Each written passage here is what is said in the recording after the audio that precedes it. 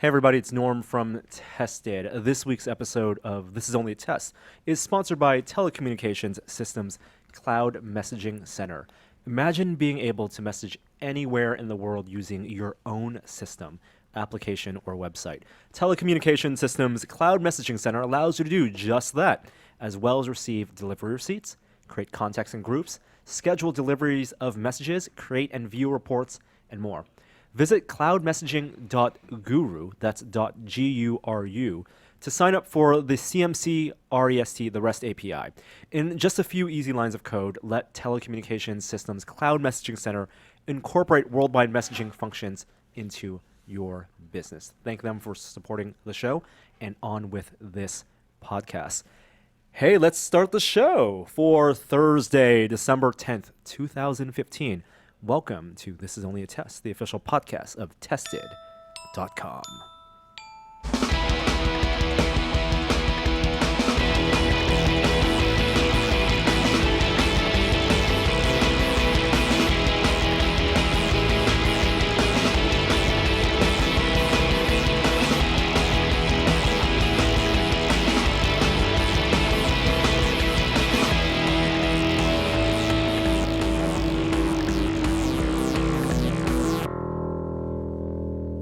Hello, everybody. This is Norm hosting this week, and not every week though, because in the future we're gonna switch it up a little bit. But I want to welcome today's guest to this week's podcast.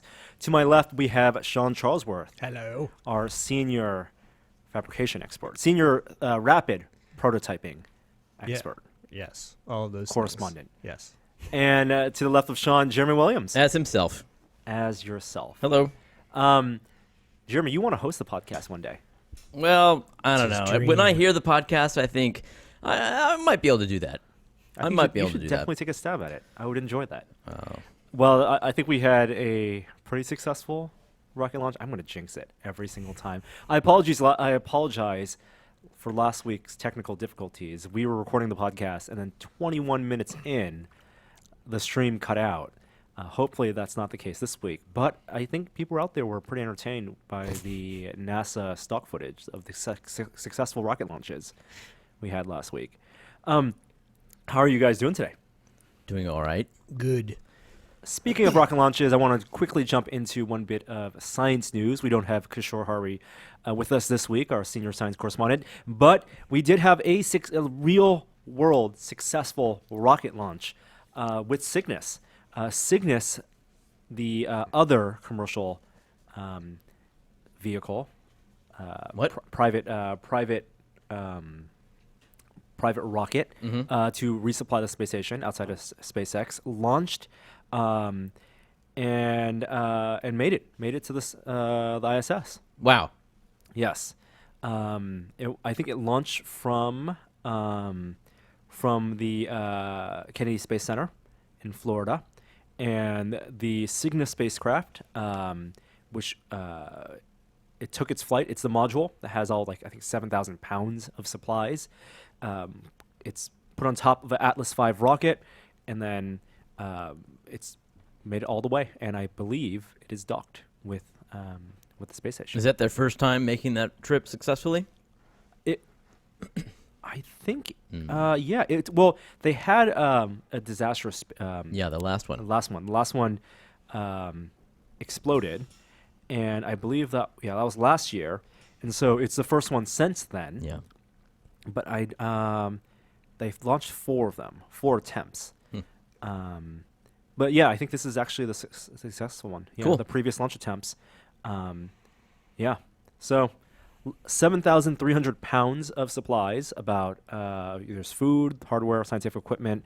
Don't know if the Microsoft HoloLens was on this one, but it's nice to hear that the astronauts on the ISS. Who's behind that Cygnus rocket? Orbital.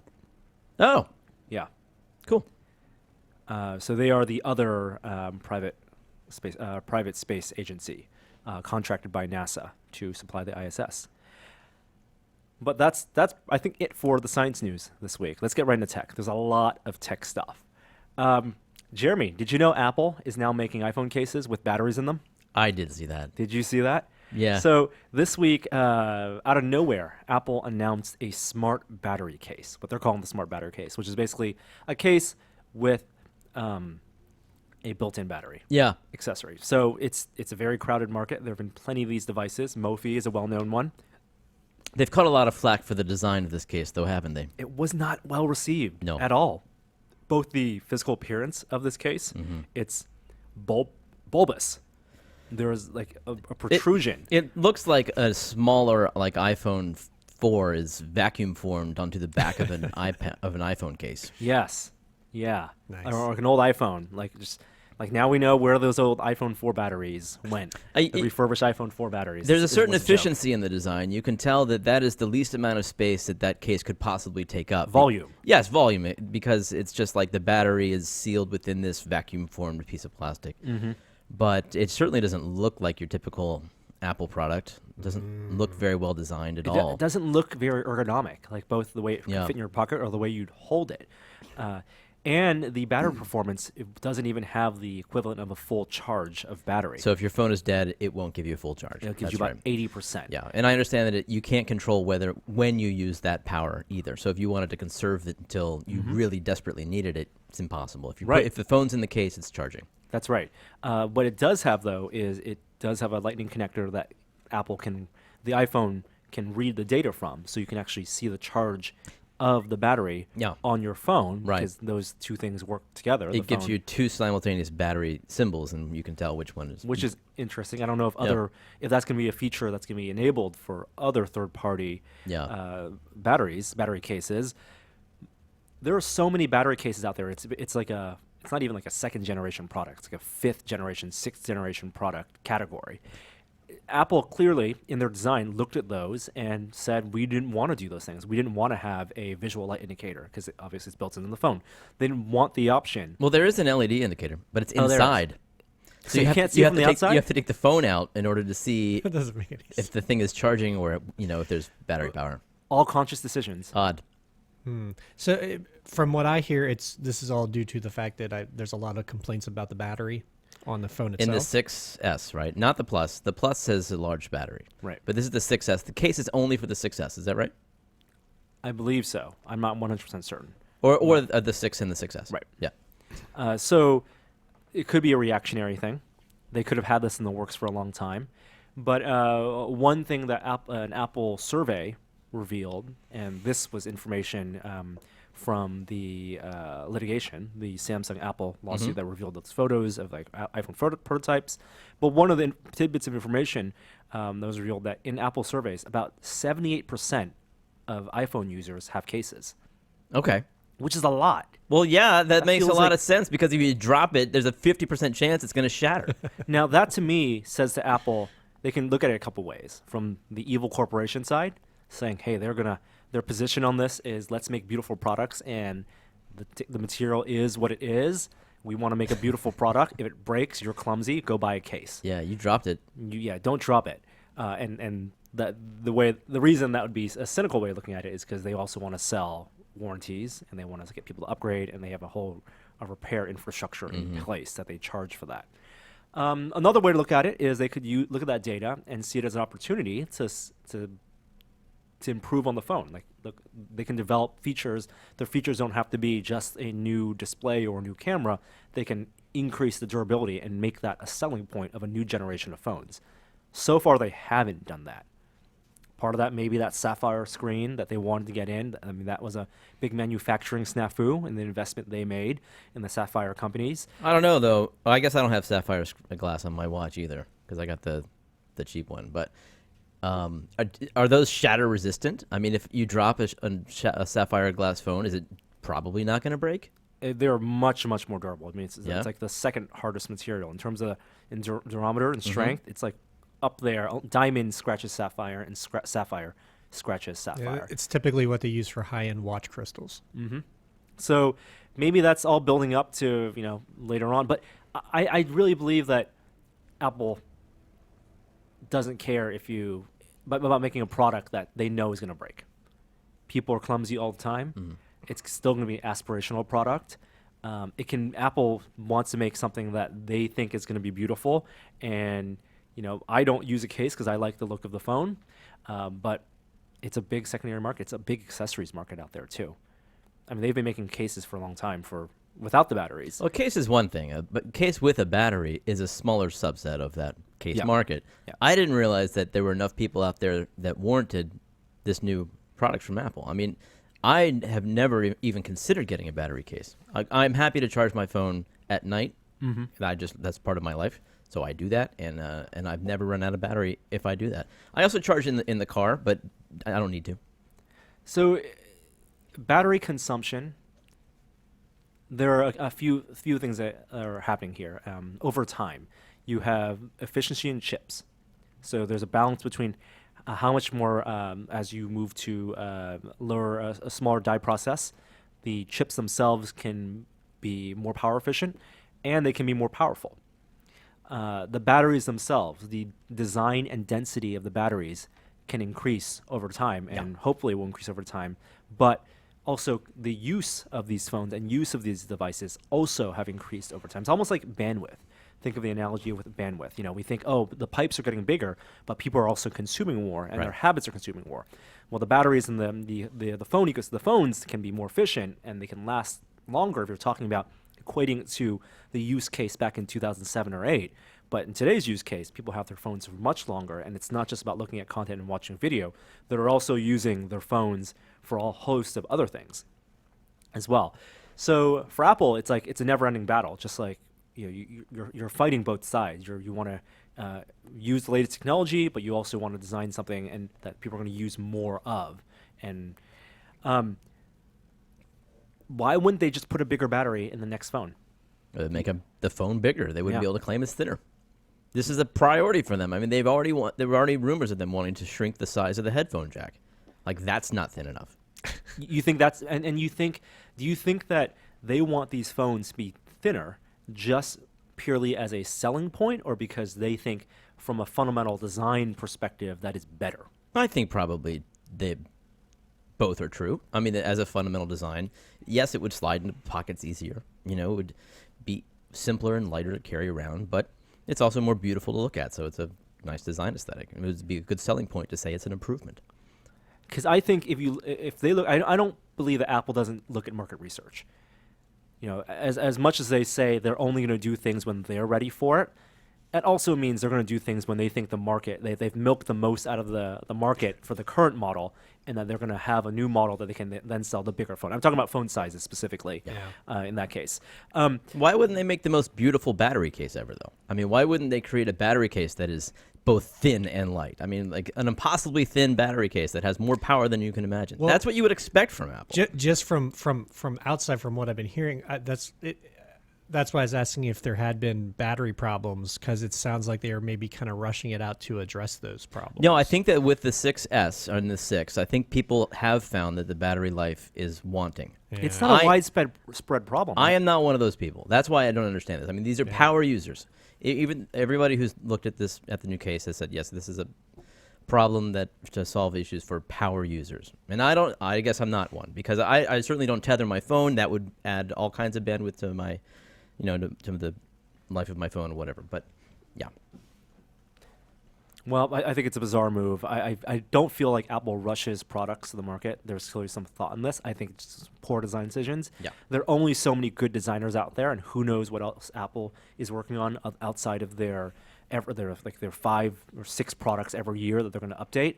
So probably maybe this was a design challenge for one of their new designers, and I don't know. Failed. But they released it. I mean, it's not like Steve they would not had be to happy. send it out. I mean, it's odd. It's an odd thing to happen at the end of the year, and it was very quietly released too. I mean, every design team and firm prototypes. So there must have been other designs of this case, and someone in the Apple hierarchy looked at it and said, we want to do something different, either for the sake of doing it different or for some design reason. And I can't, for the life of me, not being a designer, figure out why they did it this way. There are no unique benefits. Odd. And it's been reviewed poorly because of that. So another product that has not been reviewed quite so well, and it just came out this week, at least on sale this week, is the Pixel C. This is Google's latest Chromebook tablet device. But unlike previous Chromebooks, and this was announced this year's Google conference, it runs Android. It does not run Chrome OS. Oh yeah. Interesting. Now, this one is designed, I believe, in partnership with NVIDIA, and it's a $500 tablet with a keyboard accessory. Has a pretty nice screen, 2560 by 1800. So it's the aspect ratio is closer to that of an iPad than it's not 16 by 9. But it's meant to be a productivity device. But as a productivity device, it only runs. It doesn't run Windows applications. Even Chrome OS, you could run browser windows in Windows with tabs. And there was a desktop. And I think what the reviews are finding out and they're revealing is that Android, a mobile OS, which I'm defining that as an OS that runs full screen applications, Yes. single processes at most, maybe some form of multiple processes. And Android does do windowed applications in some versions of it, but an OS primarily designed for full screen single process applications is not going to be as productive as a windowed one. True. Is there a pointing device? No, it's touchscreen. Is it? There's no mouse. No mouse. There's a keyboard accessory that folds in a interesting way, but it really is a single app experience. And I think Google is gonna. I don't know exactly. There's a lot of talk about convergence of Android and Chrome OS. Google says it isn't happening, but I still think there's a value to Chrome OS that this device is lacking, and that's why the reviews have not been great. And how much is it running? $500, which is it's not that bad of a price for for a tablet, for a high-end tablet, but it is competing. I think it's in the price range of a high-end Android tablet, but it's trying to compete with notebooks. Mm-hmm. And Google's marketing as a productivity notebook replacement, just like the Chrome OS and the Chromebooks are. Yeah. Right, the Chromebooks, which you can buy a really great one for, $300, around $300 or less. We actually don't have a Pixel C in, but we'll be looking around. If you guys are interested in us testing it, let us know. And I think Ryan Whitmore, our Android expert, is going to be tackling that, and he has one. Last week. Or was it last week? I guess it was last week. One of the big events, end of the year events in the gaming community. We had the Game Awards.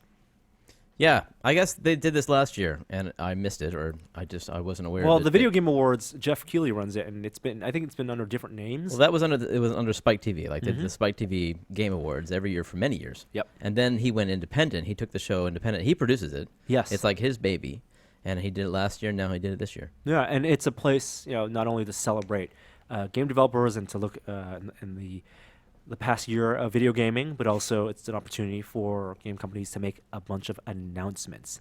Now, many of these announcements we will talk about in the VR Minute. So let's talk about the ones that aren't VR specifically. What are the ones you guys are excited about? Well, a lot of them aren't. The big one for me is Psychonauts 2. Me too. Psychonauts 2 from Double Fine. Came out of Awesome. nowhere. Yes. Super exciting. Did you play Psychonauts? I did. I remember liking it a lot, but it didn't stick with me the way it did with a lot of other people. Yeah. I mean, it's the game it's their first game. It's the game that Tim Schafer established Double Fine to make. And they hooked up with Microsoft, and they were published it wasn't at the end of the Xbox life cycle. It was, I want to say, right in the middle. And it was very well reviewed. I mean, it was like 90% across the board. Didn't it come out on PC afterward, or was it a simultaneous release? It definitely came out afterwards. Yeah, maybe that was it, because I remember I was still playing games on PC back then, primarily, and Yeah. it felt like, oh, we finally got that game. Right. Yeah. I mean, it came out on PC remastered just a couple of years ago when they reacquired the rights. I think they reacquired the rights in like 2011. But it's just a fantastic game, and it's very well remembered by the game media especially. Because not a ton of people played it. It didn't sell gangbusters. I don't think it did as well as it deserved to do. It's one of those games of history that kind of went down as It's a cult game. like a favorite. cult classic. Yes. So anyway, they have decided to do another crowdfunding campaign, as they did for Broken Age, Yep. and do Psychonauts 2 if they can get the funding, which it looks like they will. Yeah, Well, it's going well. It looks 34 days left as of this recording, and they're a little over 2 million. They're looking for $3,300,000 for this campaign, which is not a lot of money to make a AAA game. Right. It's also not going to be a $60 game. This is, I think, based on the rewards, they're selling the game basically at $40, and you get Psychonauts 1 and 2 for it. Now, they went way over their budget with Broken Age. I don't know. Yes. Were you a backer? I was not a backer. I was. So they spent a lot longer than they anticipated working on that game, and they needed more money to finish it. They really only finished about half the game and released that on budget, and then they finished off the game and released it as part 2. So hopefully they've learned their lesson and they are moving forward, and they've priced their Kickstarter correctly in order to I don't think they hit their milestones. I don't think the funding they're looking for here is to fund the entirety of the game. It can't. No, be. it's not. No, they have independent backers as well. Yes. I don't know if they have an actual publisher on board yet, but they have. That's part of the equation. So the backers is 1/4 of the equation, I think. There's 2 ways to back the game. Interestingly, this is a new platform called Fig. Yeah, fig.co. Yeah, and you can either do the standard Kickstarter. I'm in for this amount, and I want those awards, or you can have a stake in the game's success, and you can be an investor. Really? So that's sort of the thrust of this new platform. Unfortunately, it's not the most compelling investment. I mean, you could probably do better in the stock market if you make going into index funds. It's a feel-good investment. Yeah, definitely a feel-good investment. But like if you invest $500, which is the minimum, by the way, that you can invest, and they sell 638 units exactly, you make your money back. But they have to sell over 500,000 units to make their money back. Then if you, let's see here. Is this in the Fig Co? If they sell 1 million units, you make $100. So it's not that much money. But I mean, you're banking on. I mean, the more it sells overall, it is a really tricky thing because.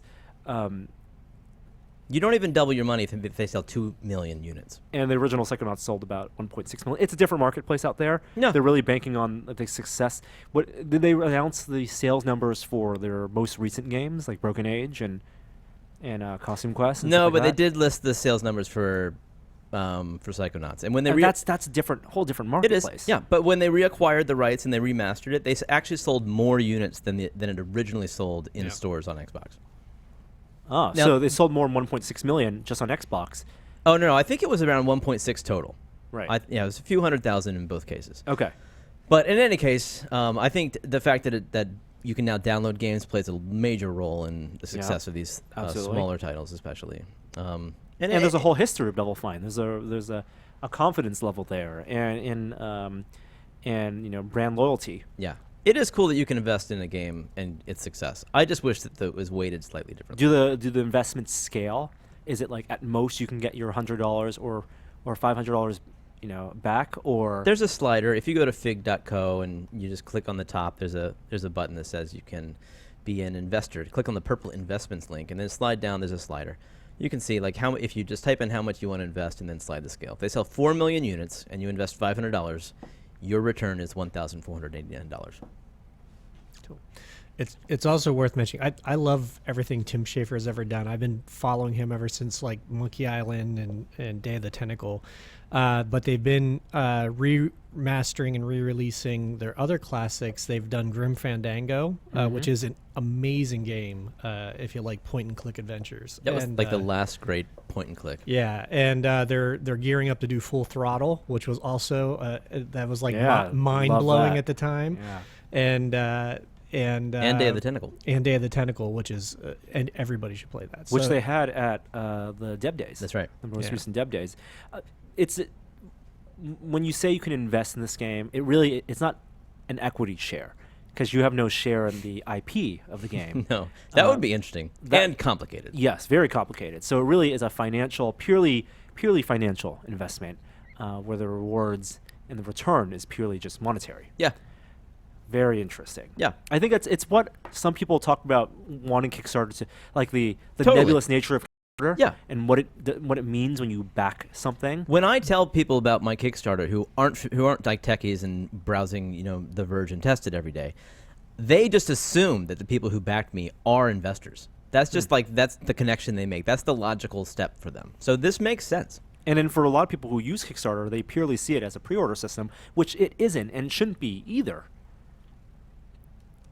Other announcements include Telltale Batman. Wow, people are excited about this. Joey's especially excited about it. I guess it's going to be in the style of Walking Dead with that 3D adventure game engine. What era Batman and what art style of Batman? This, I mean, dude, you would. I don't That's even what know I'm- the possible answers to that. That's a question for you to answer. I want it to be a Neil Adams Batman, late 80s, early 90s Batman. The game I'm most excited about, well, besides Psychonauts 2, is Far Cry Primal, and I don't even like Far Cry. Like those games, You don't like what don't you like about Far Cry? they all feel like the same game to me. They just all what was Far Cry based on? Crisis? No, Well, Crisis was based on Far Cry, right? Yes. That was what The came very after. first Yeah. Far Cry was a Crytek game. So they all kind of have that same kind of feel where you're just walking through jungles, and it's an amazing engine. I just don't dig on the gameplay too much. Do you find it to be too sprawling? Maybe that's it. Maybe it's not driven enough, and I don't have the time to crawl through the jungle. And it's very emergent. It's interesting. I mean, the mechanics are cool. The code is amazing. I understand that it's a really well produced game. It just doesn't appeal to me. But this Far Cry Primal takes a whole different approach. Where it's still in the jungle, but it's like caveman. It's set in the past. It's caveman game where far past. where you like blow whistles through rocks and you have a spear, and it's a little makes a stretch where it seems like you might be able to control animals, like because you're really that in tune with nature. But it's interesting in that you don't have any guns. It's just it's real hand-to-hand combat and sending your animals off to attack other people. It's Kazar. and That's animals. Kazar Simulator. That's kind of cool because I know that with Far Cry, like the animals have always been a thing, like the animal interaction, and so it looks like they just took that and ran with it. Yeah. I really hope there's a twist in the game that it's not all just set in the past. That you're in like the lost world, Oh. and then you're like surrounded. you're a subject. And Or no, You get- you're like in like in the Marvel Comics universe. There Right. is the Lost World, the North Pole, where the prehistoric times Yeah. exists as its own microcosm, and there are heroes there, and they interact occasionally. And you get halfway through the game and you get attacked by a sleaze stack. That's right. It's like the M. Night Shyamalan movie. Oh, don't even bring that up. I was so angry at that movie. You know what I'm talking about, Jeremy? no, I haven't watched the movies since like Unbreakable. Well, it was the one I think immediately after Unbreakable. What was it The called? Village. The Village. That's right. F that movie. The Village. Have not seen Jeremy's the movie. snort says it all. And we're not even going to talk about the spoilers. Oh, by the way, I think Rift Tracks did a thing on the Village. I could be mistaken. Is that the one with Mark Wahlberg? No. No. That's the Happening. The Oh, okay. Happening. They did that. Happening. But that was that called The Happening? Am I Yes. correct? Okay. Yeah. never mind then. But I was going to say that's another Kickstarter that launched maybe since the last thing is Mystery Science Theater 3000 is coming back Yes. on Kickstarter. They have raised like $3 million already. We talked about this. Actually, you guys, they're you guys being over. big fans. Oh, They're really? over 4 now. They've sealed the deal for 9 episodes. Maybe that was you They're- and Kishore, because I don't know if I'm Yeah. Oh, that's right. It was Kishore was a huge fan. Yeah. Sean's a huge fan. Yeah. Yep. I'm getting all the co-hosts mixed up. Right on. Jeremy Also a fan. also big fan. Also Yeah. a fan. So And they've got 9 episodes locked in. Felicia Day is the new mad scientist. They recently announced that Patton Oswalt is the new cohort. Yeah, that's a good, and good get. And I love this. Apparently, they've got him kind of done up like Frank, and he's going to be son of Frank. So Yeah. it's gonna be good. And Jonah Ray is going to be the new host. So where's that new Mr. Science Theater going to broadcast? Is it download only? you know what? They want to pitch it as a show. Like they're trying to have a successful Kickstarter in order to show the networks that there's interest to warrant a reboot. Well, one network they could go to is Amazon. Amazon building up its library of Prime content. That's right. And Amazon this week announced a new Prime option, not bundled in. So the idea with Prime Video, which was a brilliant move on Amazon's part because they bundled it as a part of your Prime subscription. So what people, they had millions of people paying already over $100 a year for free 2-day shipping. And as a bonus, you got Prime Music and also Prime Video on Demand, which wasn't all of Amazon's video on demand library. I'm just establishing context here. But Amazon, I think, wants to. I don't think they can just raise the price of Prime over time. I think they did. They have done it. They did, yeah. And Yeah. people have been okay with that. But at some point, you're going to feel like, why don't I don't want all this extra stuff. I just want to get my 2-day shipping and some other things.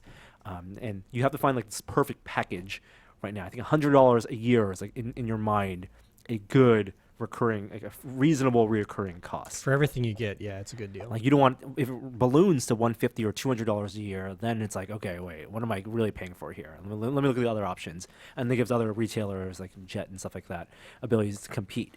Well, Amazon announced as a part of Prime, there's going to be add-on options now with partnerships. It's called Streaming Partners Program, and their new partnerships are with Showtime and Stars, which are the premium channels. Previously, you could only get Showtime with a cable subscription or with Hulu. That's right. And now you can also get it with Amazon Prime. So if you have a Prime subscription already, which I think they're talking about, this is an add-on. This is So you have to have Prime. you have and to then- already have Prime. Okay. So this is what would you call it? It's one of those add-ons, right? Yeah. So you're paying an additional, I think, $9 a month for Showtime for its library of content and movies, and they haven't announced exact pricing yet. But for Stars, I assume it's gonna be the same, $9 a month. And Stars is actually the only place so far that you can get Stars a la carte. Oh.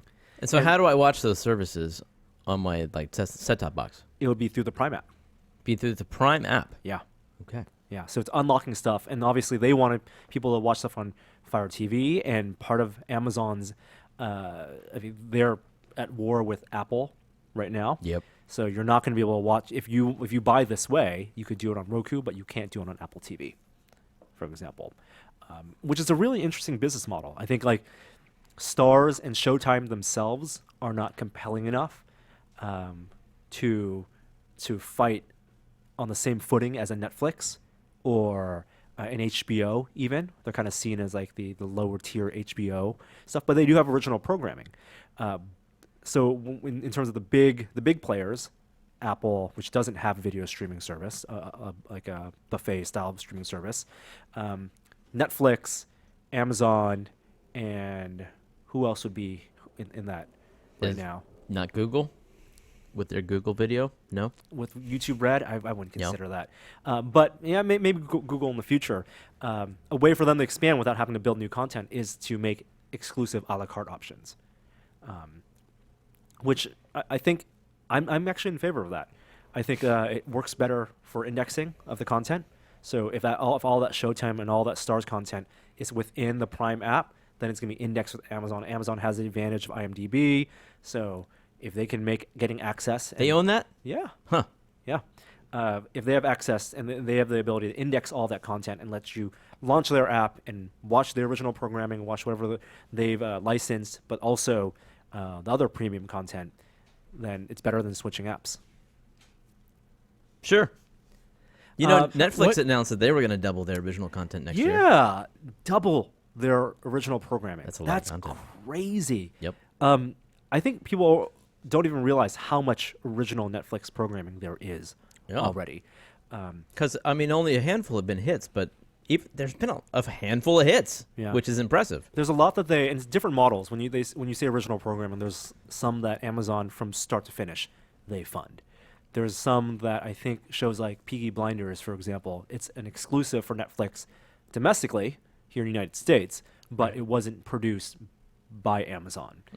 So the ones they spend a lot of money promoting are things like Marco Polo, House of Cards, Arrested Development back in the day. Arrested Development, the Kimmy Schmidt Show. What about Daredevil? Oh, absolutely, all their Marvel stuff. Yeah, it's a lot of content. Yeah. Well, next year they announced that for next year they will have 31 original series, Holy crap. 10 feature films, 12 documentaries, 10 stand-up specials, and this is actually a huge market for Jeremy and people like Will, 30 children's programs. I love children's programs. And so it's full exclusivity for those programs. And I think they still sell DVD releases, though, right, for some of those? Like, can you buy Daredevil as a DVD? Oh, I You don't know. have to. Really? I would think so. Are you sure? I know you can do House of Cards. It'd be silly not to do that. I don't It's, know. it's just a lot of additional money. I mean, people who already have Netflix subscriptions, they're also buying that. They're like, it's double Yeah. dipping. Yeah. Yes, you can buy. You can totally buy Daredevil. You It will makes be sense able to buy, for gifts, especially around the holidays. and it's a way to get people who don't have Netflix. That's to true. Get addicted to a show, to binge watch on Yep. the DVD, and Yep. then adopt the show. So it's a lot of money they're spending, and Netflix. It's been a smart move for them. Do you see in a future? Could you guys envision a future where Netflix has little to no licensed content from the major networks? You're talking about for TVs. Yeah. Not the movies, just business as usual. Yeah. No, I don't know. Like that they are ditching it, or the A lot of it the is archive networks stuff, right? Are, they got some pretty. They got a lot of recent stuff on there, except for Yeah. CBS. It's expensive. It's really expensive, and the networks are wanting to charge more for it. Networks like CBS, because CBS also doing original programming. They realize now Yeah. they missed out on the Netflix opportunity, and Hulu. Hulu is the other big. Now, do you subscriber see service. this as Netflix being like, we don't want that, we're not paying for that, or the networks pulling stuff? I think both ways. The networks are being more difficult to deal with. They value their content more. They want their own to build their own channels, their own apps, and their own services.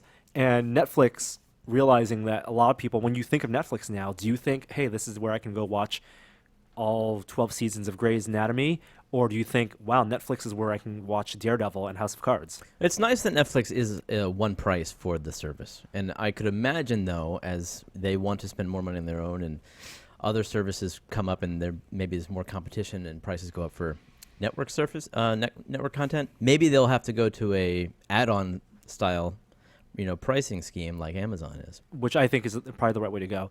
Like, I would be totally okay if Netflix kept on increasing its original programming and charging that same $8 rate, because people are totally okay now with the Netflix model of things disappear, old like licensed content appearing and popping in. It's how HBO does it. They have exclusives for movies, and those movies go away after 6 months or a couple of years, and then Netflix either paying for temporary content, licensed content, movies and TV shows, but also the option of them charging and then appeasing the networks, paying a little more and also giving users more choice.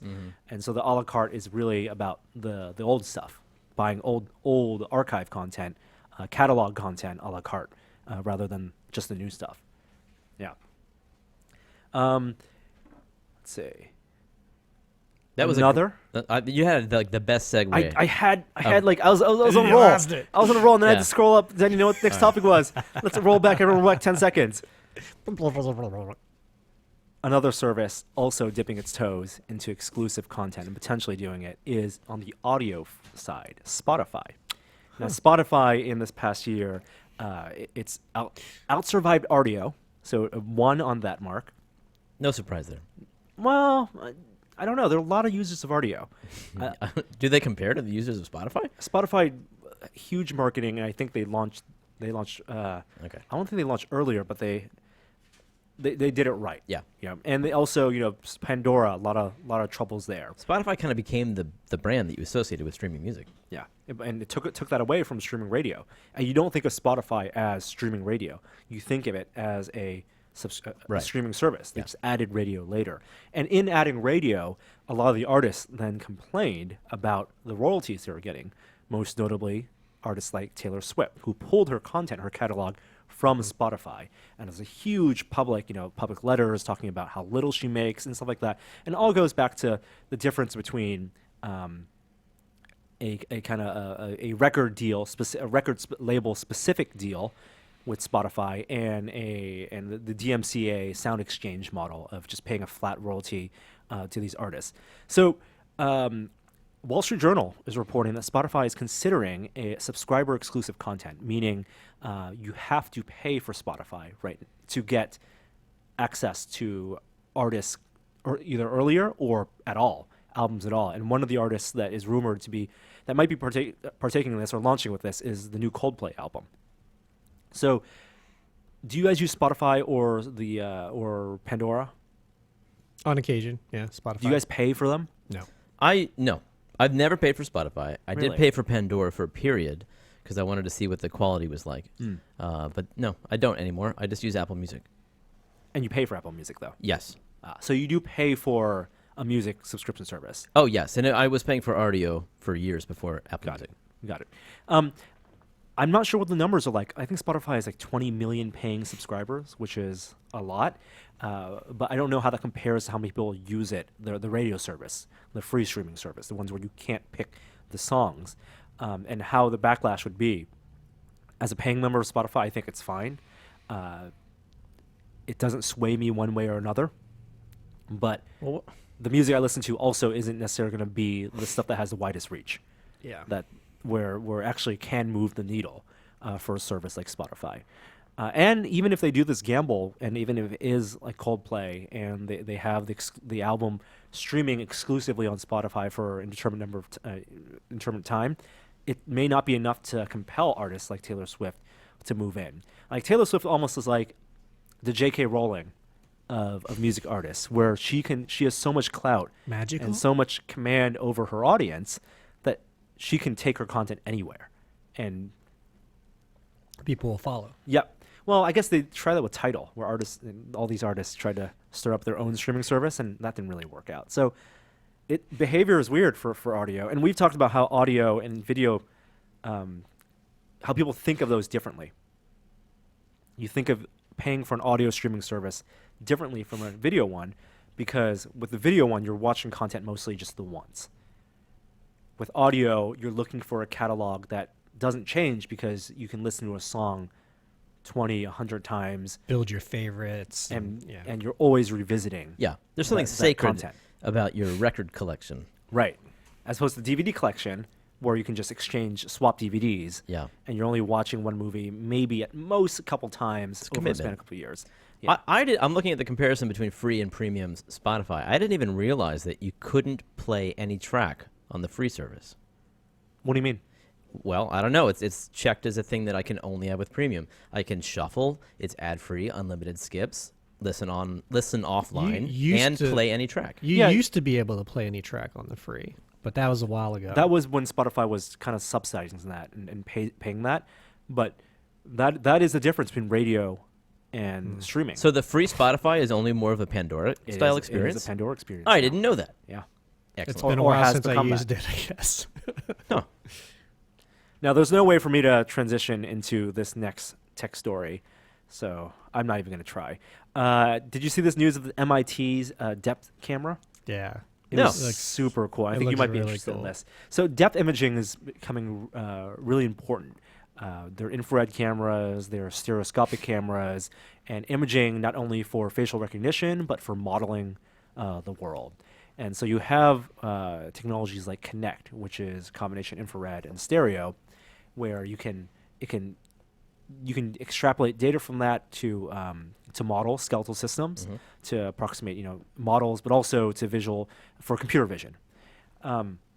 MIT researchers have developed new algorithms and experiment with new cameras using light polarization and putting polarizing filters on top of cameras and taking, for example, 3 different camera images using different polarized From the same point of view. from the same point of view, and using the information that's removed when you add a polarizing filter, and knowing that information, creating an algorithm to model something that's what they claim is That's 1,000 crazy. times higher resolution than infrared or stereo camera.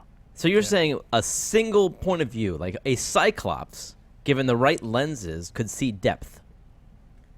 That's amazing. And the results that they're posting, if this is how it's going to be, it's really impressive. Well, there are caveats. It takes a lot of time. Even if you're doing so, think of like camera imaging. If you're talking about from a single point of view, that there's a pro to that in terms of imaging, because you're taking away from variables. There's a pro to having 2 cameras as well, 2 fixed, because you know the distance. Like the known information from that setup is what helps your calculation. So it simulates the natural the way that we detect depth. Exactly. And so the way they're able to extrapolate more information from the scene is actually by limiting what the camera can see and limiting the light it can see and knowing how that light should have been seen and what's missing. Wow. And so they're comparing images. Mm-hmm. And the trick was in figuring out what with polarized filters what random elements you're missing, because there were variables in that you couldn't before. The reason this couldn't be done beforehand was the information you get from a polarized image. You couldn't extrapolate more information from that. Like there's variability in the filter. But if you look at this model from this paper, polarization enhanced depth looks incredible compared to depth from Microsoft Kinect. We're talking about like jaggy polygonal models to super smooth, perfectly modeled curves. And this is especially with all the 3D printing going on and everything, the scanning technology really needs to, I think that's one of the, I personally have not messed with scanning too much, because anytime that I have, there's so much cleanup and missing information, and this looks like a big step forward for that. That's a really good point, because one of the use cases that was mentioned in this report was computer vision for cars, for example. You need really good modeling and fast modeling, high refresh 3D model of the environment for autonomous vehicles. But when you're talking about devices like HP Sprout or the Glowforge that has a camera built in, you're talking about using cheap cameras and in the software being able to leverage those cameras' capabilities to model the things, either the material you're using, the thing you want to scan, or the thing you're going to laser cut. That is going to be hugely important. Well, it doesn't solve. It's interesting that they're projecting. They're saying the technique could lead to high-quality 3D cameras built into cell phones. So, I mean, this technology could potentially be shrunken. Yeah. But it doesn't solve the problem of occlusion. We No. still don't know what's behind those objects. That's right. And And for that, you do need the parallax. You do need stereo. Yeah, but even that, to a degree, it only solves it to somewhat more. Mm-hmm.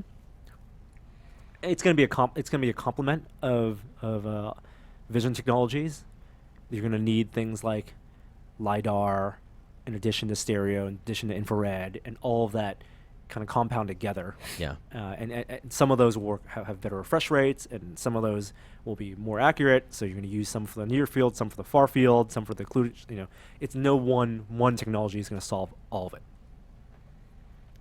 Which is an interesting way to think about it. If you think about the robots of the future, they won't just have one eye. Robots are going to have a lot of eyes. Yeah. That's They're true gonna today, need it. isn't it? Yeah. They have eyes looking everywhere, sensors, Now, robots. a different type of modeling story. Did you guys see the Singapore Airlines ad? No. Where do I find one of these ads? There's a link in our show notes. Singapore Airlines hired a papercraft modeler, someone that got a lot of attention. I want to say last year was this. God, let me figure out the guy's name. Lucia. Basically, there's this one guy who's been creating a perfect replica of I want to say 737 airplane with manila folders. I remember this guy now. Yes.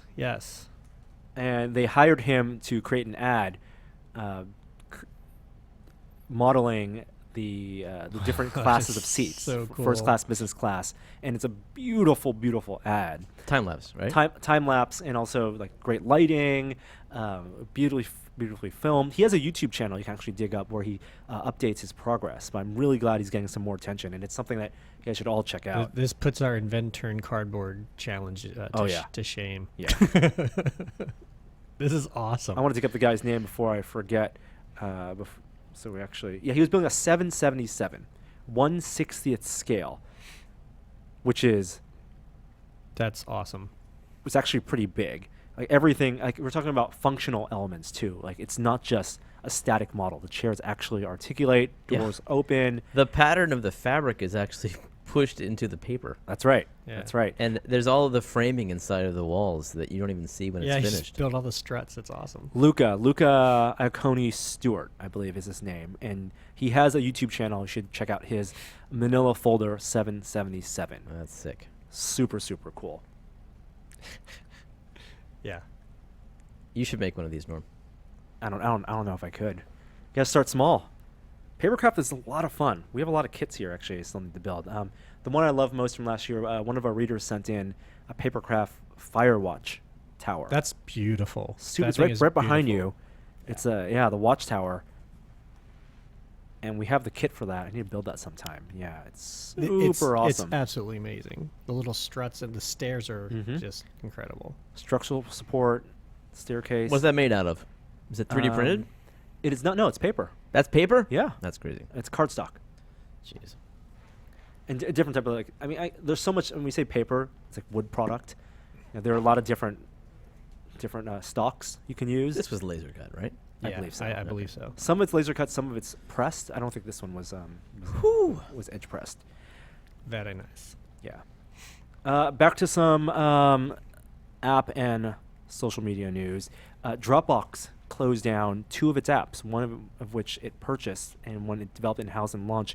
Mailbox and Carousel. I was surprised are to going see away. the Mailbox app was shutting down because I used to use it, and I mean it got me out of the native app world, and I loved it. Great app, but then its features were adopted by both Apple and Google, and that's probably why they're shutting down. Well, why did Dropbox want to have that app in the first place? I have no idea. I can understand why they developed the Carousel app because they wanted users to upload their photos to Dropbox and use Dropbox as the photo backup place in a way so they can index photos. Yeah.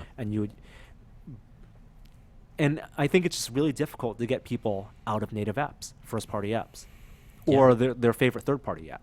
Like, you either use the app that came with your phone or was native to the OS, the stock app of the OS, or use the native app of the service, the email service you're using. So if you are an Outlook user, Outlook probably is the best app for you.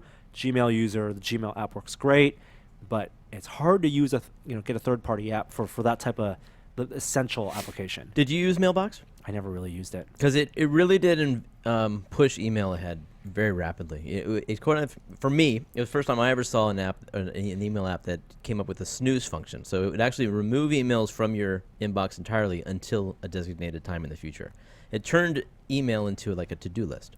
You're also changing the way people mentally grasp their workflows. Yeah. And I think you could come up with a new email paradigm like Dropbox tried to do in terms of turning it into a to-do list. But the way our decades of using email and the way we think of the analogy of email to mail, physical mail, that is such a strong hold. It's tough. Like even Outlook, which has the functionality of has a feature of automatically sorting between like your primary inbox and a secondary inbox. It's like you don't think of it in the same way you think of like a stack of mail and your lists of content. I don't know. I will say if Inbox hadn't come along, I'd still be using Mailbox. And you're using Inbox for this now? reason. And now I'm using Inbox because it basically is the same thing, only it's done by Google and it has really nice filtering, but different types of mail. But yeah, it changed the way I use email forever. It really did. Yeah, and Carousel, it was an app that tried to replace your Photos app. It was a way that you could take automatically tap into your photo library and upload to Dropbox, and yeah, never really caught on. I still don't use Dropbox as a backup service for my photos. I don't like it that way. Like I think That would be a lot of space too, wouldn't it? yes. With so many free services out there that are backing up photos.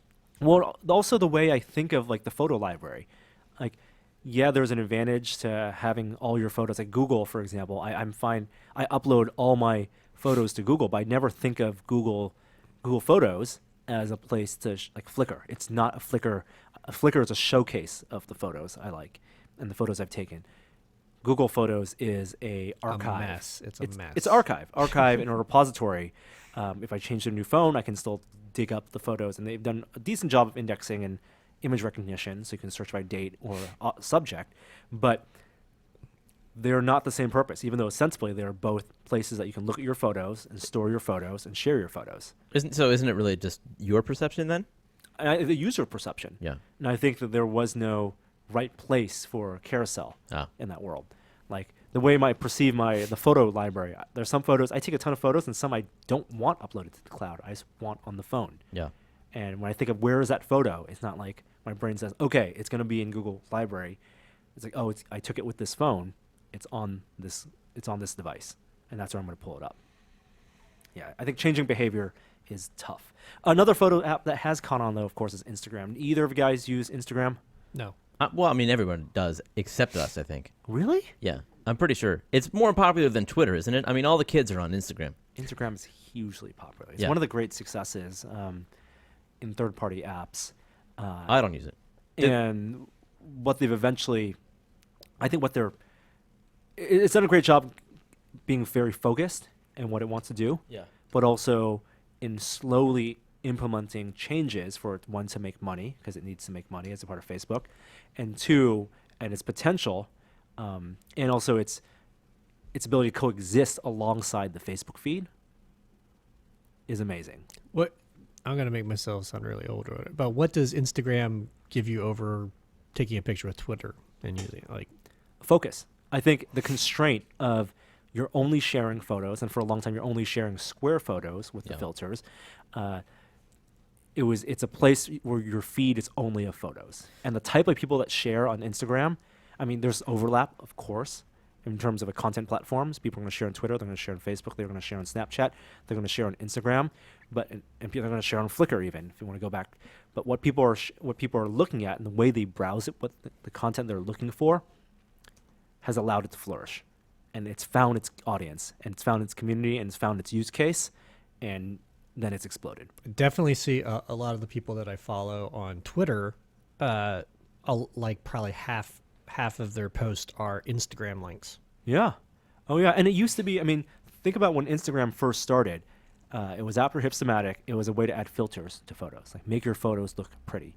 And a lot of people still use it, I think, as a way to enhance a smartphone photo, low light photo, add a filter to it, or even share video. But really, it has become a Facebook competitor. And I mean, Facebook bought it up because Really? it saw it. For pictures and comments about pictures. How about that? I think, personally, if I'm bored, I look for where's my content feeds, right? Like, the internet is a vast, vast place. Yeah. And sometimes I have the 12 websites I know I'm going to go to, but those websites don't update all the time. Yeah. I check those 3 times a day, right? But where are the places, where's the river of content coming from? What are those rivers? Well, there's Twitter. But if I exhaust Twitter and I'm bored, okay, I go to Facebook. Exhaust Facebook, and Facebook actually does a fantastic job of not showing you everything. So every time you refresh, they can give you more stuff. It's like a drug. Yeah. And Instagram, it is just another feed, and you're going there for another type of content. You're going for Twitter maybe for some commentary, from some interaction. Yep. But for Instagram, a lot of artists are using it purely as a way to show off their art. People obviously show off their food and their pets there. And so I think it's become hugely successful in finding, in focusing on the type of content and excelling at sharing that type of content that a lot of people are looking for, and not cluttering it with all sorts of other types of content. I don't understand why it took so long for a service like Instagram to become so popular. Because I remember over 10 years ago, I was using what they called moblog services. Do you remember that? Mobile blog No. is what they called it. Yeah. And there was a service called textamerica.com, and you could set these up, and they were essentially like photo blogs where you could just upload a photo from your cell phone. This is like pre-smartphone days, and you just upload it and you share it with people. People would subscribe so they'd all get an email when you uploaded a photo. And that was how I preferred to share information with my family. Like, I would take pictures of the kids or whatever. And then finally, there's a service that's tremendously popular, and I'm not even using it. It's the perfect time. I guess it's so. the perfect storm of, it could have been one event that bootstrapped it. Like for Twitter, the Hudson Bay plane crash was one thing that made Twitter a place for news and news commentary. For YouTube, obviously, it was Lazy Sunday. That really separated from the field of competitors. And for Instagram, I'm not sure if there was one event, but really is the perfect time, perfect storm of how many users out there, the internet connectivity, the way people are using the internet, where it was at a time. It came about at a time when Facebook was just too much information, maybe for some people. And I think Facebook has learned a lot from its acquisition of Instagram in terms of how to deliver its content to its users to keep them happy without overwhelming them, but also make it feel like there's a never-ending stream of that content. So why are we talking about it? So I'm talking about Instagram because one of the features, I wanted to see if either of you used it, interestingly, because Sean, I know you're an Android guy, and Yeah. Jeremy, you're an Apple guy. Yes. But Force Touch, 3D Touch in the new iPhone 6, where I don't find it popping up in a lot of places, and no pun intended, popping up in one of the things you can do with it, popping up emails. I use it actually most now to preview emails without having marked the email as read. I use that. That is the most I use 3D Touch. Yeah, I don't use it at all. Well, in Instagram, there's a feature where if you're browsing through the search galleries, where they show you this grid of content of other people's photos, you can hard press one of those photos and it will fill up full screen. Okay. So like a peek and pop. That feature is now being brought over to Android as a long press. Yeah. And I'm really interested to see if the adoption rates of that feature will be the same. Well, hasn't the long press been something that you've done on Android for a while? Don't you get subtext or submenus by in some places, long pressing absolutely. icons? Yeah. Yeah. So that's something that Android users have been already accustomed to, and they've been using for years. I don't think not nearly as much as you think. Okay. It's not as prevalent as like the right click on desktop. And my point is that long press I think is a fine substitute for 3D touch. Yeah, you know, And- there's a hack for jailbroken iPhone 6s and lower to give you the long press as a force touch. So how do you change shift icons around on the home screen? I don't know. It's a good question. My point is the 3D touch really, as novel technology Yeah. as it was, it hasn't found its killer app or killer use case. What, do you think that we're so trained for the long press that, I mean, do you find yourself long pressing instead of the hard touch? Yes, totally. I think the physical exertion needed for the 3D press Yeah. is not something that feels natural Yeah. on a piece of glass. The haptic feedback of the new motor, linear actuator, the vibration motor in the iPhone 6 actually is the thing that makes 3D touch feel like it can work and feel like it was just a vibration. I don't think it would be effective at all. That motor is really the revelation, the big winning technology in the iPhone 6s and 6s Plus. 3D touch, not so much. It may make more sense on the watch, but on the phone, I don't think it's found its place yet. Another feature coming to Android actually is an application. Adobe Lightroom Ooh. is now free on Android without a No subscription. way. Yeah, you do need to sign up for a free account with Adobe, I'll but totally you can check that use out. all of its functionality, all the tweaking features for adjustments for your photos. I don't think it supports raw images, That's okay. I don't need that on my phone. but there's still a lot you can do with Adobe Lightroom for mobile. Very cool. Wait, I think it does. Yeah. In Adobe's blog post, Lollipop, you can shoot raw DNGs. I think Lightroom, yep. Oh my God. That's this crazy. is awesome. Lightroom That's crazy. for Android supports raw DNG workflows. That is awesome. I never You got to switch I never back. thought that I would see that. That's That- amazing. that is- Raw editing on your cell phone. Yeah. Well, the pictures you're taking, the raw pictures you're taking on the smartphone, Yeah. the best you're gonna do with that is some noise. One white balance. Mm-hmm. The reason to shoot raw is so you can change white balance at any time. Right. You get a little more clarity, a little more detail, and you can clean up the noise a little better, and bring out those shadows. But that is awesome. Yeah, that's worth testing. I freely admit I'm never on the cutting edge of cell phone tech, but I have yet to have a cell phone that I've been happy with the pictures it takes. Yeah, the LG G4 was my favorite smartphone camera this year, Yep. and I haven't seen the 6P yet. So, and that one did shoot RAW. The Samsung GS6 did not. Okay. Switching gears again, before we get to the bulk of the VR minute. We almost had a near crash with a drone and a helicopter in California this week. Is that right? Yeah. Are you responsible? No. Right. No, it was actually a foreign exchange student from China flying what I believe was a Phantom 3 Advance. Got a little too close to a helicopter. Were they flying? They were flying above their 700-foot limit then. Yes. But between 700 to 800 feet. And so it was much higher than 400 feet is actually the limit. Oh, is that right? Ooh, that's so 400 they're feet. way That's the FAA above. restriction? Yeah. Oh. So the pilot illuminated the drone, found the guy, and What? they found him. How? How did they? That's what. How did they find these drone pilots? Well, there's a red light on the quad. Yeah. I mean, it was I think it was at night. Yeah, 9 p.m. Oh, okay. So it was clear where that quadcopter was. And thank goodness it was at night, because otherwise, if you're in a helicopter, there's no easy way to detect quads Yeah. in your vicinity. That's that could terrifying. be really, really bad. Yeah.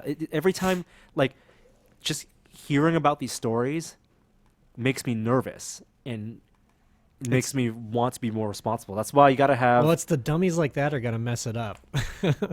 you got to have your flight log, Yes. and you got to obey the rules.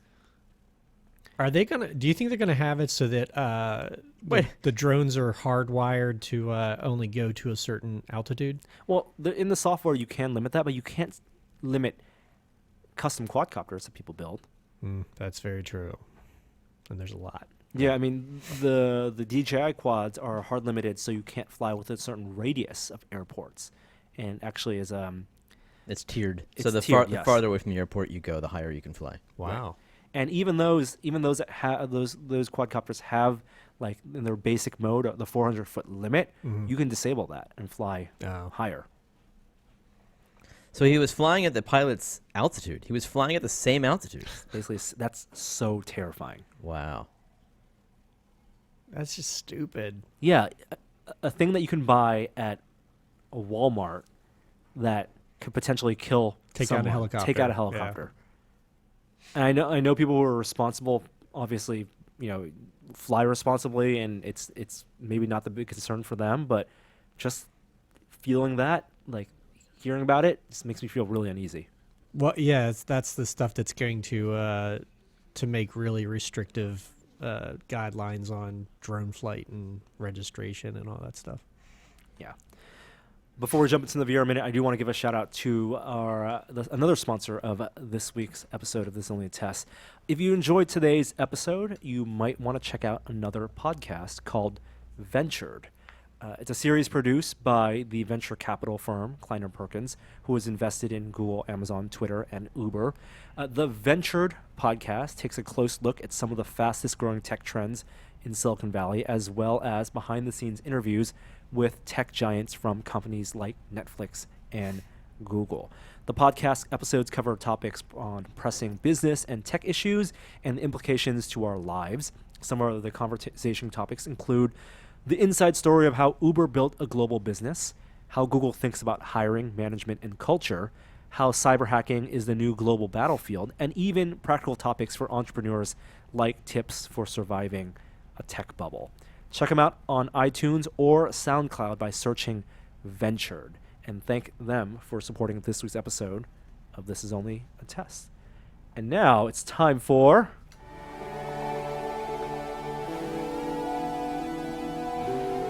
Virtual Reality This Week.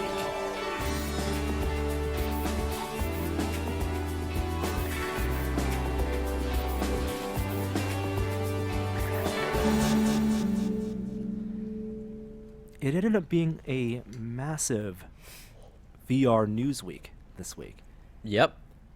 It's going to be more than a minute, guys. More than one VR minute. Let's start off with the big news out of HTC. On December 8th, about 2 days ago, there was an event hosted by HTC and NVIDIA set in the UK. There are rumors of this event on the Reddit Oculus forums, on other VR boards. What were they going to show? Was it going to be a big deal? Select bloggers and members of the VR community were brought out, who live in the UK, brought out to try some new experience, and maybe some announcements would have been made. Lots of speculation. Ended up being not a big deal at all. It was a VR demo of the Everest demo, which I got to try out last month, and we talked about on the podcast. Not really that remarkable of a demo.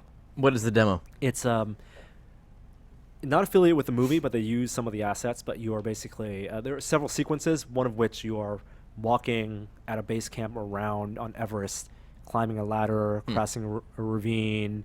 It uses the HTC Vive, so it's room scale. And in one of the experiences, it zooms you out, so you get to peek and get a closer look at some of those base camps and then teleport in. I talked about, I think last time, some of the interesting technical mechanics of that experience being the marker, the footprint marker in the room. So where when the level started, it told you to walk to a specific place and put your footprint there, and that's when the experience would start. And so you would be oriented properly in that room. And also a locomotion technique of windowing the VR window close so it looks like a movie canvas, and then expanding it out again as the camera's flying you over the mountains. Limiting your field of view as a way of introducing more comfort. Other than that, I thought the Everest demo was kind of unremarkable. That's why we didn't do a big video about it at all. So a little bit of a disappointment for people on the virtual reality forums hoping for some sort of announcement. That same day, 2 days ago I believe now, HTC, maybe in response to this, not sure why, the timing would have been weird, but made an announcement saying that the Vive would be shipping April of 2016. There you go. They were going to ship first units this month. Last month.